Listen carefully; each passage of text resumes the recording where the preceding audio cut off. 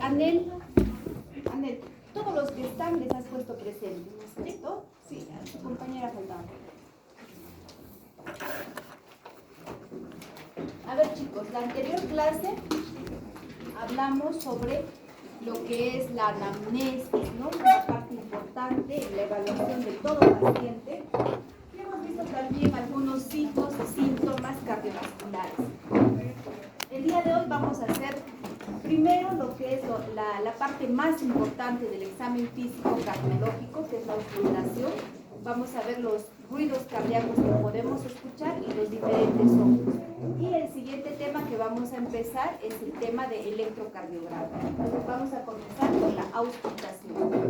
Pues la auscultación, como ya sabemos en el examen físico, primero debe haber una inspección, ¿no? Ya hemos visto desde cómo entra el paciente.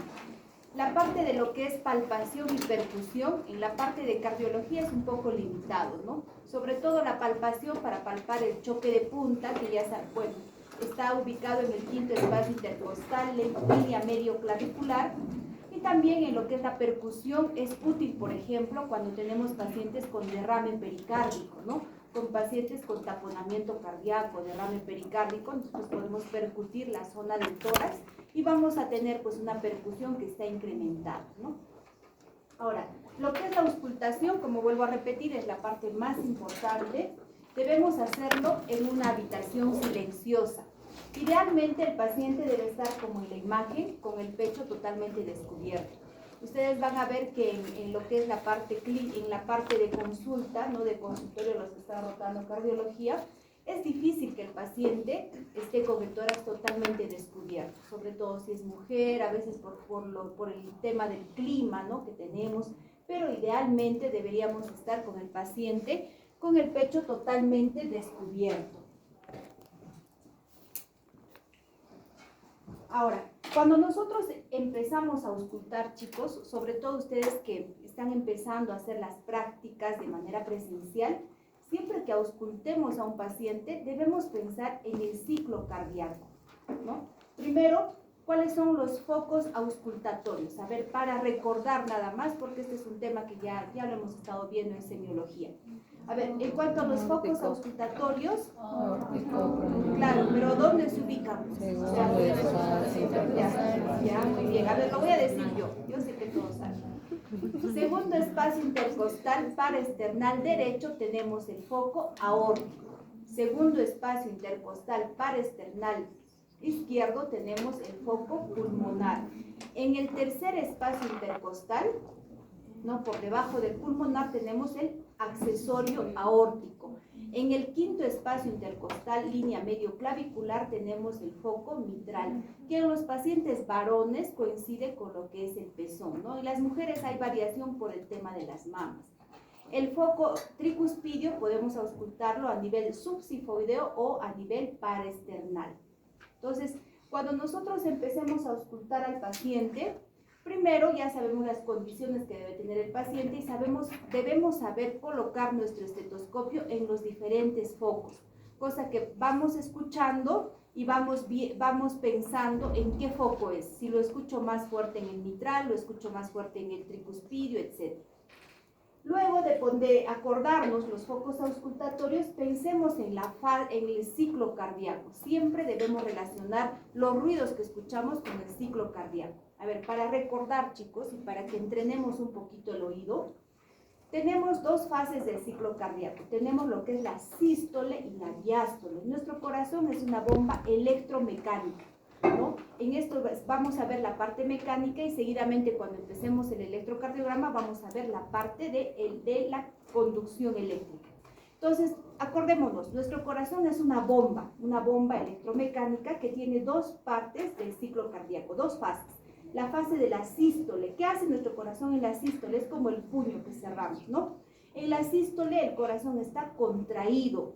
¿Para qué está contraído? Para que el ventrículo izquierdo haga una fuerza de contracción tan fuerte que tiene que mandar toda la sangre por la aorta para que llegue a toda la circulación sistémica y retorne por la pulmonar. Entonces, en esta fase nuestro corazón está contraído en la sístole. Entonces, ¿qué va a pasar con las válvulas auriculoventriculares? que están dentro del corazón van a estar cerradas porque el corazón está cerrado, ¿no? Y como tiene que salir la sangre por la aorta y retornar por la pulmonar, entonces la aorta y la pulmonar van a estar abiertas en la sístole. Recordemos, en la sístole nuestro corazón está cerrado, se cierra la válvula mitral y tricuspidia y se abre lo que es la aorta y la pulmonar. La otra parte del ciclo cardíaco, la otra fase es la diástole. En la diástole nuestro corazón está dilatado. Está dilatado porque es el momento donde la sangre pasa de aurículas a ventrículos.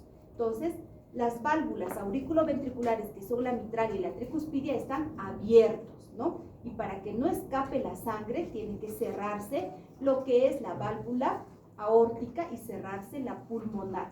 Ahora, en la diástole también es importante recordar que no solamente está pasando la sangre de aurículas a ventrículos, sino que el mismo miocardio está dilatado. El corazón es un músculo, ¿no?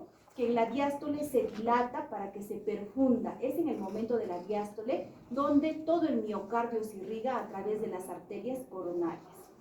Entonces, si nosotros empezamos a auscultar a un paciente, ¿no? Entonces pongo el estetoscopio en los diferentes ruidos, en los diferentes focos auscultatorios. Por ejemplo, pongo en el aórtico, ¿no? Entonces, ahí voy a escuchar dos ruidos. Como todavía no tenemos entrenado el oído, podemos hacer algunas maniobras o podemos relacionar con por ejemplo, con el pulso para saber si es sistólico o diastólico. Entonces, ponemos el estetoscopio en el foco aórtico para empezar y palpen el pulso del paciente. Pueden palpar el pulso radial, pueden palpar el pulso carotidio, ¿no? Le palpan el pulso y el ruido que ustedes escuchen y coincida con el pulso es un ruido sistólico. Y el que no coincida es el ruido diastólico. Entonces, ustedes ponen en el determinado foco auscultatorio, ¿no? Y palpen el pulso. Si coincide con el pulso, ese ruido que están escuchando es sistólico y el que no es diastólico. Eso es importante. Ahora, si no pueden palpar el pulso, digamos que el paciente esté chocado, no tenga un pulso adecuado palpable, pueden palpar el choque de punta. El choque de punta en el corazón está a nivel del quinto espacio intercostal, línea medio clavicular. ¿No? Si el paciente está acostado, choquen o palpen el choque de punta.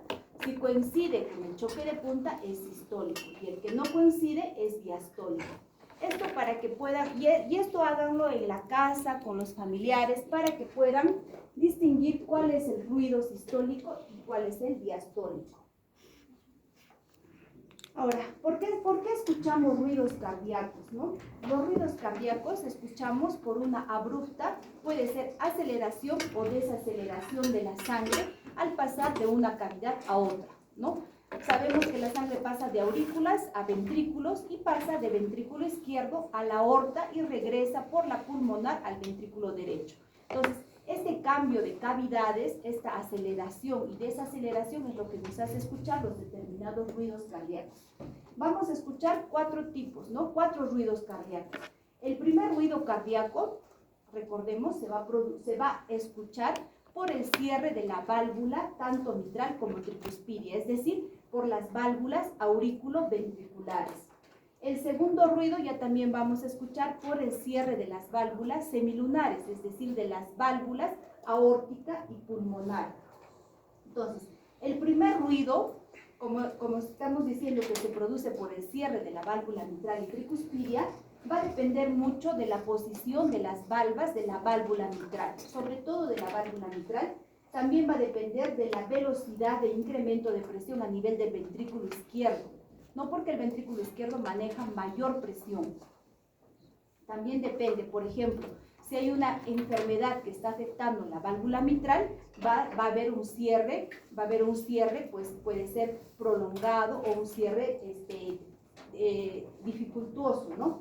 Depende también de la estructura de las valvas de la válvula mitral y también vamos a tener, por ejemplo, en algunas alteraciones cardíacas de conducción, como es un intervalo de PR corto, este primer ruido puede estar aumentado en intensidad. Ahora, como nosotros cuando auscultamos a un paciente es diferente auscultar a un obeso, es diferente que a un delgado. Diferente a auscultar a una mujer, ¿no?, que tiene las mamas grandes que a un niño, por ejemplo, ¿no? ¿Y esto de qué depende? Depende de la cantidad de tejido celular subcutáneo que tiene el paciente. Ahora, hay algunas patologías que pueden tener, por ejemplo, pacientes que tienen enfisema subcutáneo. ¿Qué es el enfisema? Es cuando hay aire, ¿no?, presencia de aire debajo de la grasa del tejido celular subcutáneo. Entonces, esto también va a impedir que se escuche adecuadamente los ruidos cardíacos. Ahora, si es un paciente que tiene, por ejemplo, derrame pericárdico, ¿no? Cuando hablamos de derrame pericárdico, estamos hablando de una acumulación de líquido entre las dos capas del pericardio, entre la capa parietal y visceral. Entonces se acumula líquido y el líquido pues no es buen conductor del sonido, ¿no? Ahí vamos a escuchar, por ejemplo, los ruidos hipofonéticos. Entonces depende de la estructura de la caja torácica, de la cantidad de tejido celular subcutáneo y también depende si hay aire o hay líquido, ¿no?, en el tórax y no nos permite escuchar adecuadamente. El primer ruido, ¿en qué situaciones va a estar incrementado? Va a estar incrementado en todos los estados de gasto cardíaco alto. ¿Cuáles son esos estados? Por ejemplo, que el paciente esté con fiebre, que el paciente esté taquicárdico, que el paciente tenga una enfermedad de hipertiroidismo, beriberi, ¿no? O sea, enfermedades que vayan con gasto cardíaco elevado. También lo vamos a escuchar, por ejemplo, incrementado en lo que es una patología de la válvula mitral, ¿no?, que es la estenosis mitral, o sea, cuando la válvula mitral no se abre adecuadamente, no hay una dificultad en la apertura. Y en algunas alteraciones electrocardiográficas como el intervalo PR corto, ¿no? Este intervalo PR ya lo vamos a ver en la siguiente hora, vamos a determinar cuál es el intervalo PR. Ahora, si nosotros escuchamos todavía un primer ruido adecuado, significa que las válvulas de la válvula mitral todavía son móviles. Pero si, digamos, tenemos una patología como la estenosis mitral, donde las valvas están calcificadas y están cerradas, no se va a escuchar este ruido. Ahora, ¿en qué casos vamos a escuchar un primer ruido disminuido? Vamos a escuchar, por ejemplo, ya hemos visto cuando haya una pobre conducción del sonido, ¿no? Por ejemplo, si hay aire, si hay agua.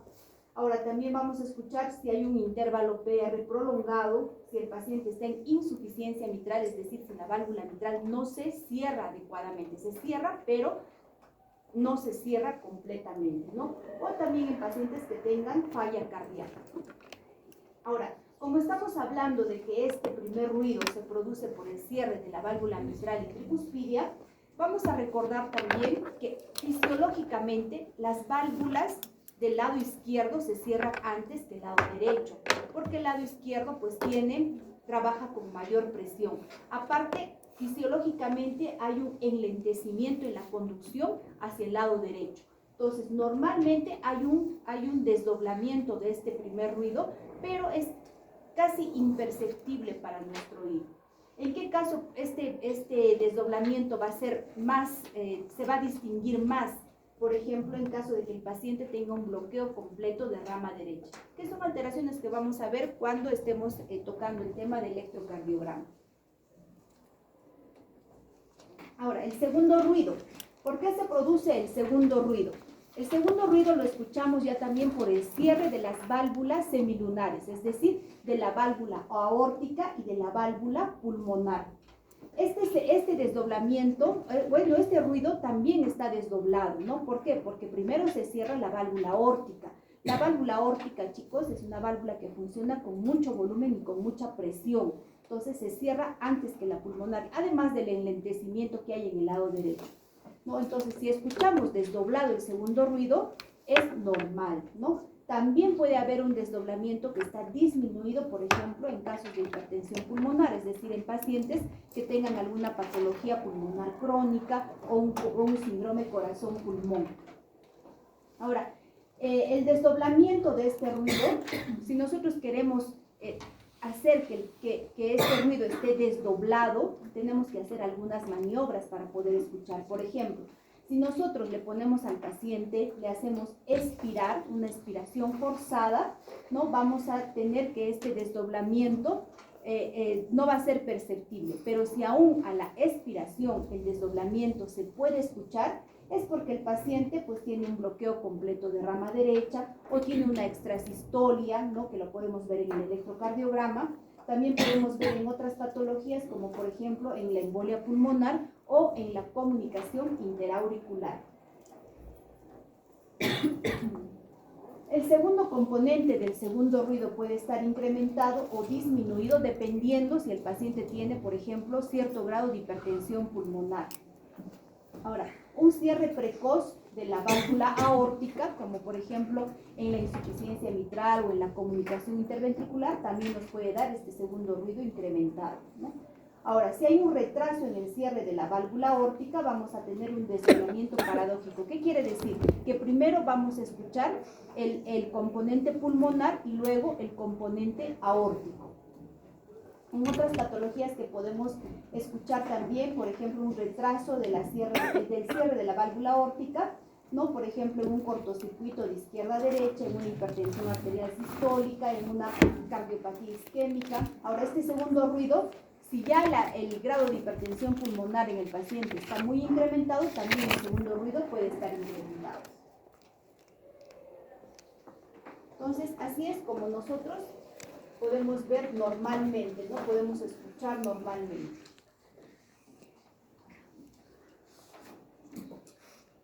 Ahora, entonces nosotros vamos a poder distinguir primer ruido, segundo ruido, ya sabemos por qué se produce. Vamos a tener también el tercer ruido y el cuarto ruido. Ahora vamos a incidir un poquito en lo que son, vamos a clasificar los ruidos en sistólicos y en diastólicos, porque recordemos, estamos empezando a escuchar al paciente, vamos a palpar el pulso y vamos a decir este ruido es sistólico o diastólico, ¿no es cierto? Entonces, los ruidos sistólicos, ¿no? Son ruidos de eyección, o sea, cuando la sangre pasa de una cavidad a otra. ¿Por qué podemos escuchar aumento o estos ruidos de eyección? Por ejemplo, cuando no se abra una válvula adecuadamente, es decir, en una estenosis aórtica o pulmonar, o que la válvula aórtica o pulmonar estén dilatadas. También vamos a poder escuchar los clics no eyectivos o que se van a escuchar en la mitad de la sístole, o sea, mesosistólicos, que pueden estar seguidos, por ejemplo, de un soplo telesistólico, por ejemplo, en el prolapso de la válvula mitral, ¿no? Esta patología es conocido como el síndrome de clic-soplo. Primero el clic y luego el soplo. Podemos escucharlos mejor en el borde paraesternal izquierdo o a nivel del ápex. Ahora, los ruidos diastólicos ya también, o sea, los que no coinciden con el pulso, puede ser el chasquido de apertura. Este chasquido de apertura lo vamos a escuchar sobre todo, más frecuentemente en las estenosis tanto de la válvula mitral como de la válvula tricuspidia. Sobre todo se escucha cuando hay estenosis de la válvula mitral. Ahora, el tercer ruido, chicos, el tercer ruido es el galope, ¿no? ¿Por qué se llama galope? Porque es como un caballo, así. Esto vamos a tener, por ejemplo, que el tercer ruido es normal en niños, puede ser normal hasta en jóvenes, ¿no? Pero si es, por ejemplo, un tercer ruido en un paciente que está con falla cardíaca, eso nos está indicando que el paciente está con una disfunción sistólica.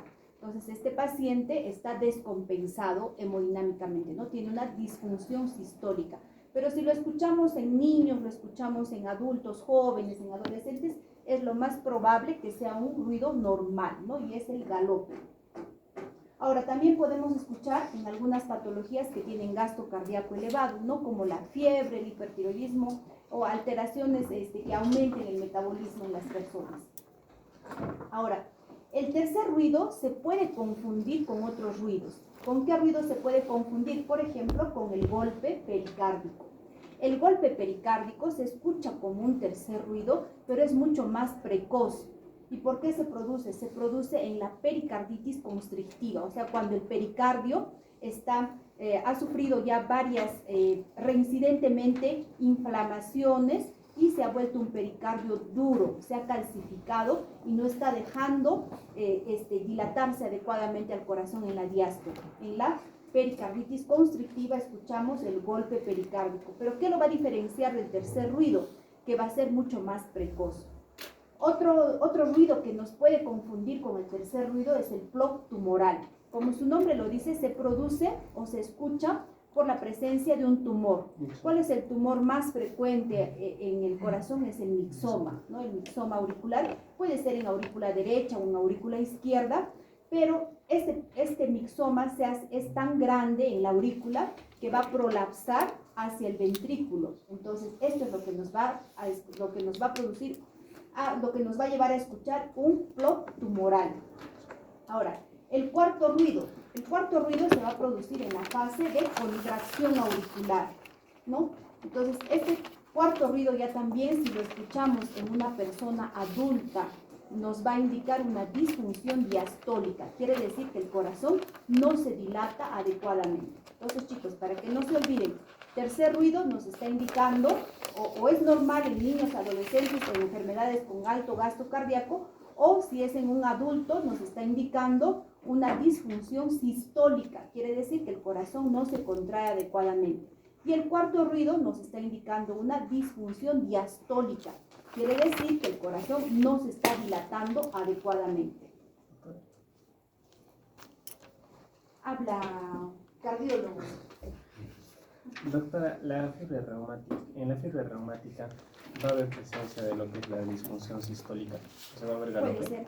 Puede ser, o sea, cualquier enfermedad que nos lleve a una insuficiencia cardíaca nos puede producir tercer ruido. Cualquier enfermedad. Por ejemplo, ustedes saben, la insuficiencia cardíaca es todo un síndrome que ya es como parte final de un proceso de remodelamiento por hipertensión, valvulopatías, fiebre reumática, por lo que sea, ¿no? O cardiomiopatías. Entonces, ya cuando nos lleva a este síndrome de falla cardíaca y el paciente está descompensado, en ese momento está en falla cardíaca, va a presentar tercer ruido. Sí, pero iba a lo que es normal en niños y adolescentes. Entonces, pero la enfermedad, la fiebre reumática debuta en niños. Entonces, si yo ausculto un galope en niño, claro. Sí, ¿sería parte de la sintomatología de la fiebre reumática o no? Solo no, cuando ya nos va a dar síntomas la fiebre reumática, cuando ya nos deje la secuela de la cardiopatía reumática. ¿Ya? Entonces, chicos, ya tenemos los 4 ruidos, ¿no? Primer, segundo, tercer y cuarto. Primer y segundo, para hacer un resumen, primer ruido por el cierre de las válvulas aurículo-ventriculares. Segundo ruido, cierre de las válvulas semilunares. Tercer ruido en la fase de llenado rápido del ventrículo izquierdo, que nos va a indicar una disfunción sistólica. Y cuarto ruido el cuarto ruido se va a producir en el tiempo de la contracción auricular, que nos va a indicar disfunción diastólica. ¿Ya, chicos? Esto para hacer un resumen. Ahora, nosotros no solamente vamos a escuchar estos ruidos, sino podemos auscultar lo que son los soplos, ¿no? Los soplos que lo vamos a escuchar básicamente por 2 mecanismos. Uno, que puede ser que la válvula por la que esté pasando no se abra adecuadamente, es decir, una estenosis de la válvula, o puede ser porque una válvula no se cierre adecuadamente, es decir, una insuficiencia de la válvula, ¿no? Que puede ser tanto auriculoventricular o puede ser semilunares. Entonces, cuando nosotros escuchemos un soplo, debemos valorar la duración del soplo, ¿no? Por ejemplo, cuanto más dura el soplo en la estenosis mitral, nos está indicando que la patología está pues mucho más avanzada, ¿no? Por ejemplo, la frecuencia, si es permanente o si por momentos desaparece, también es importante. Por ejemplo, si yo escucho en un paciente que se ha infartado, que estoy escuchando un frote, ¿no? No es un soplo, sino es un frote, no va a ser un soplo, pero no lo voy a escuchar permanentemente, sino el frote puede desaparecer un tiempo y volver a aparecer. Entonces tengo que ver si esto es frecuente o si es permanente. La configuración también es importante.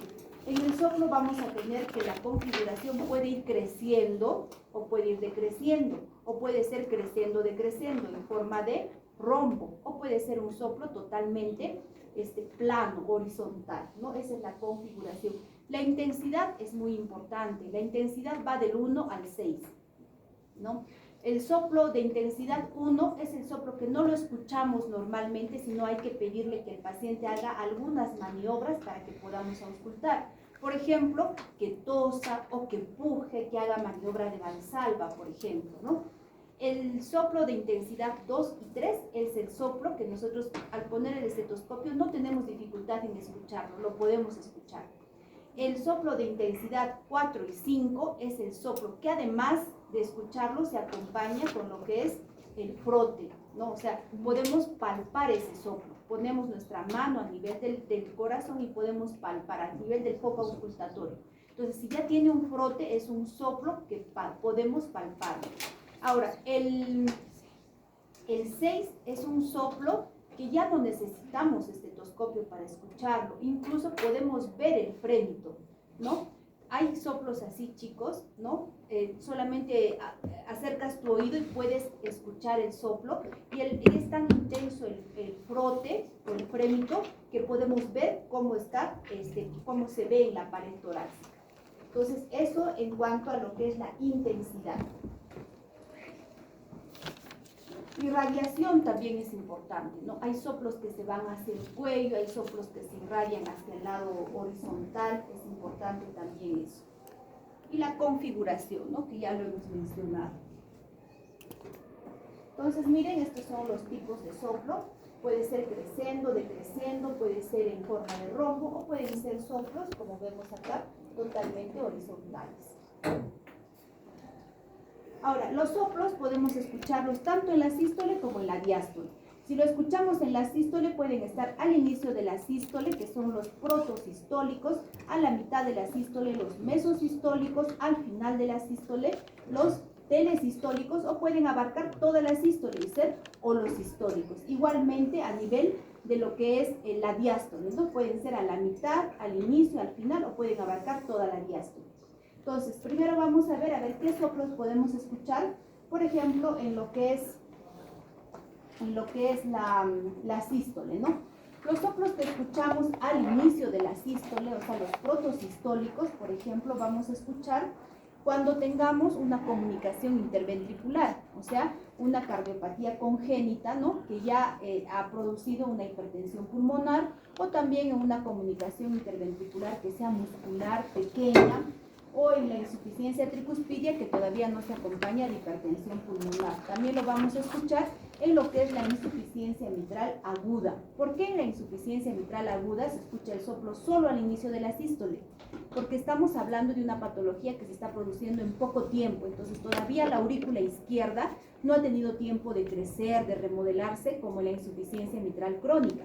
Entonces, por eso es que el soplo de la insuficiencia mitral aguda se escucha al inicio de la sístole.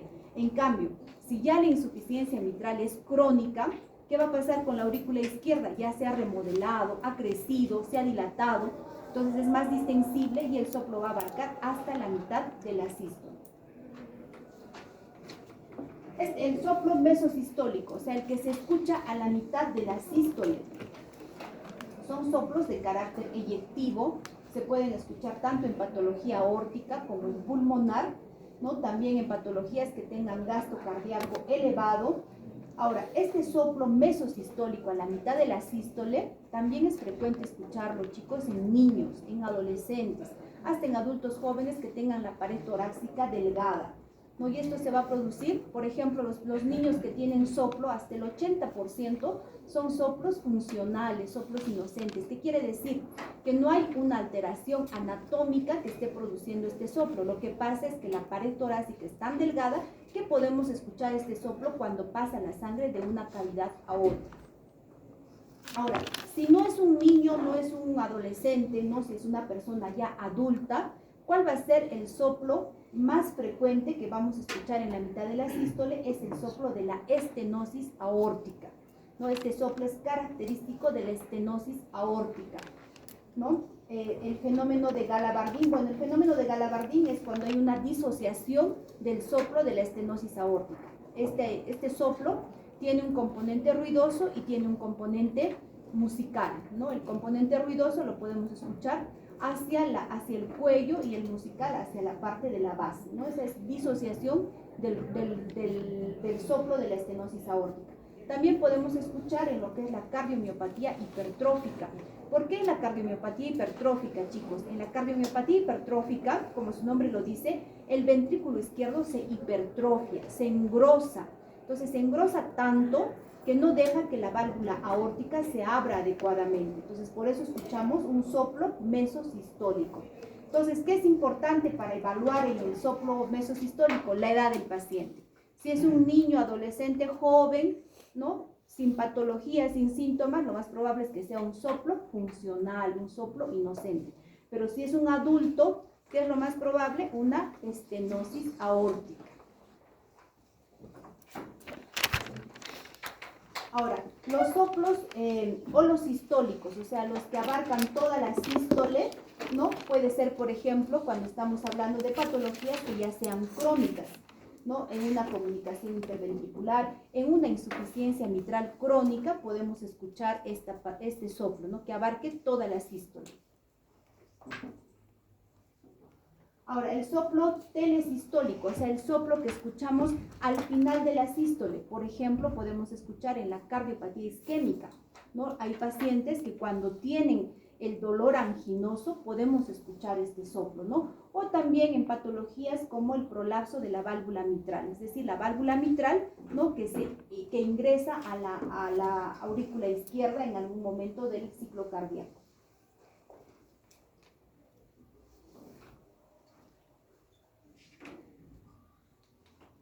Ahora, los soplos diastólicos, siempre que escuchemos un soplo diastólico, es patológico.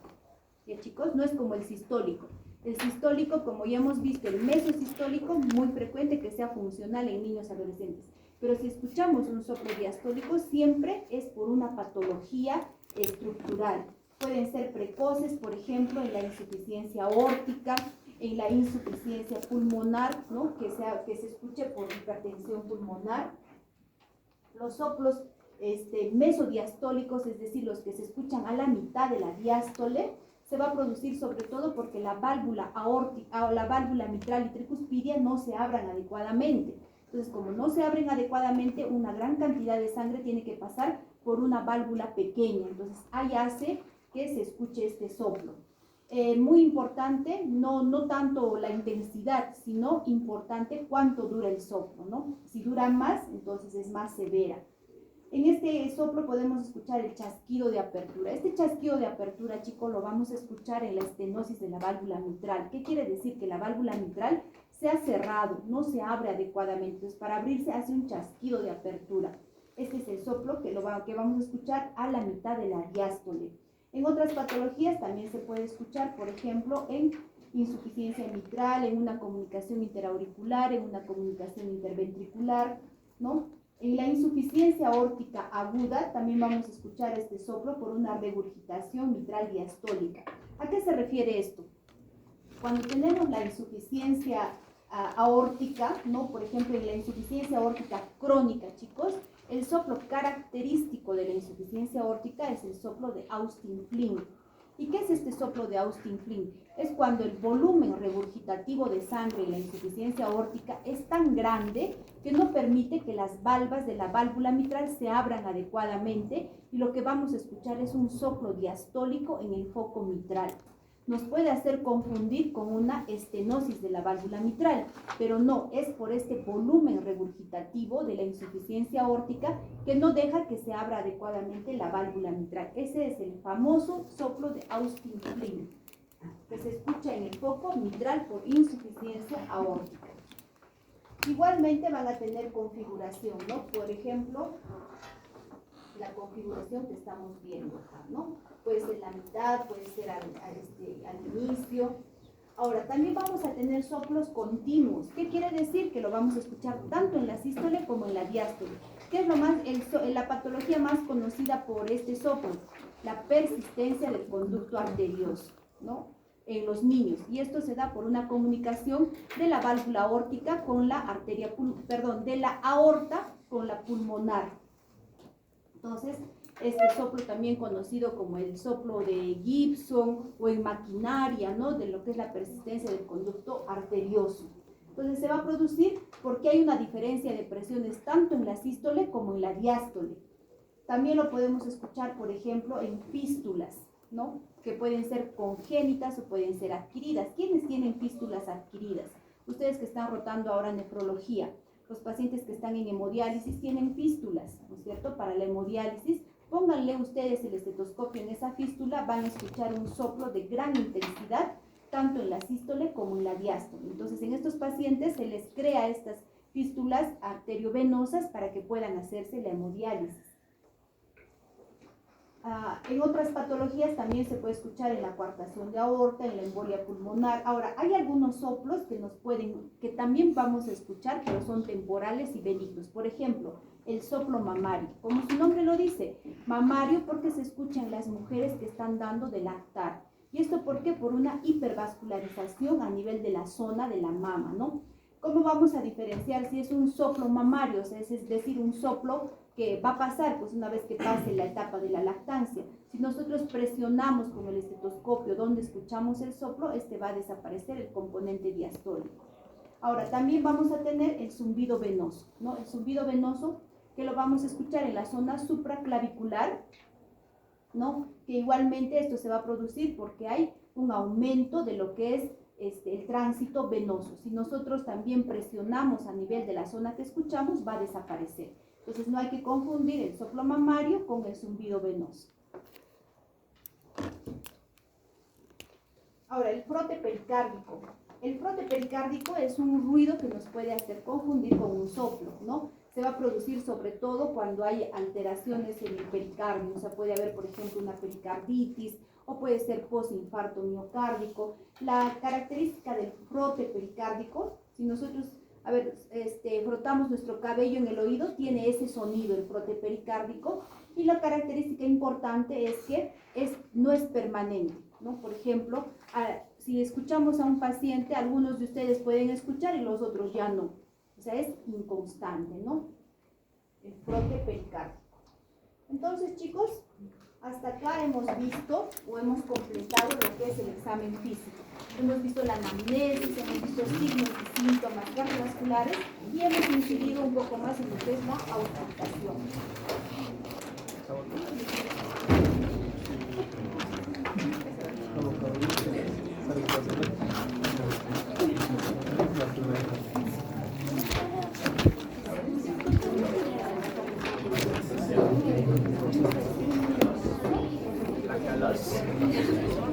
Por eso es que